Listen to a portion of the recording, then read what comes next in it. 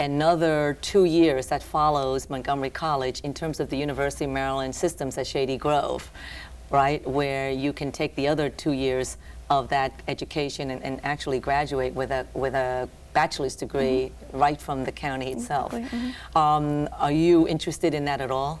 I've thought about it, but because I'm preparing myself for med school, I'm looking more towards a program that'll tailor my interests in that field. So, Now, in med school, what are you're going to be going next year to where? To Georgetown. Oh, so that's not so far away No, either. no, not at all. Okay, well, your parents now, are they, when you decided to go to Montgomery College, were they supportive of that, or were they at a point where they really didn't even know? Because, when I decided on college, my parents were not available to give me any advice because they really didn't understand the system at all.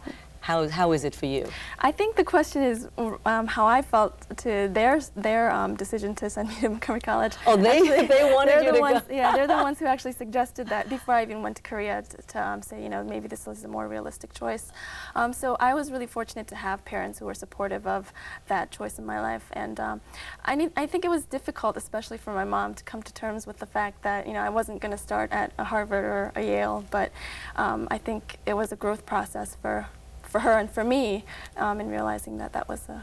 Now, do you think that they made that decision recommending you to go to a community college strictly because of financial and they wanted you to be close to home? No, I think they realized that on many different levels it was a good place for me to start. I think my outlook in terms of attending a community college was not based on good reasons. They were very, very superficial. So I think they knew that I needed to have this sort of humbling experience and take a realistic look at my life and go from there. Oh, that's wonderful.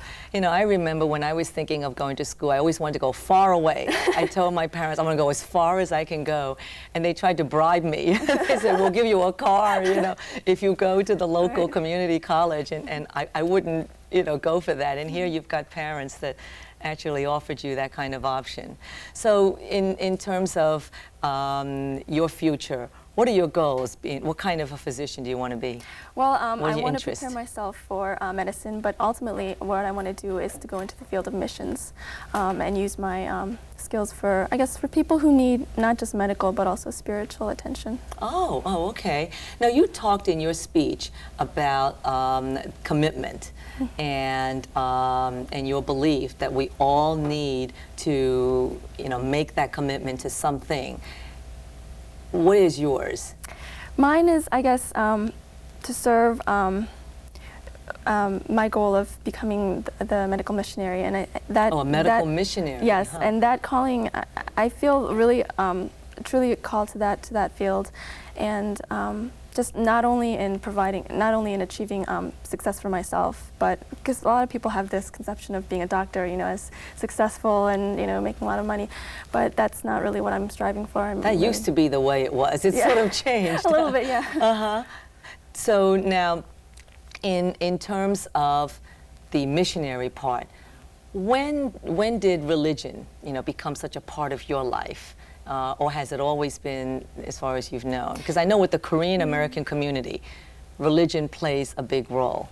It always lurked in the back of my mind because I was brought up as a Christian, and a lot of my family members are in the clergy. But I think the year that I graduated from high school... You had no choice. In a way, yeah. But I think the year that I graduated from high school, I really had a personal experience that really has been shaping my life since then. Oh, and what might that be? Well, I attended a retreat that was sponsored by my church, and there I experienced a very intimate spiritual relationship, and that from there I just realized that I'm not living my life for myself, but. Well, that's really neat. Lots of luck to you, thank you for sharing with us. That concludes our show. I'd like to thank my guests, Olivia Chung and Hani Chung, for their willingness to share their stories. And thanks to all of you for being with us. Stay well, and we'll see you next time.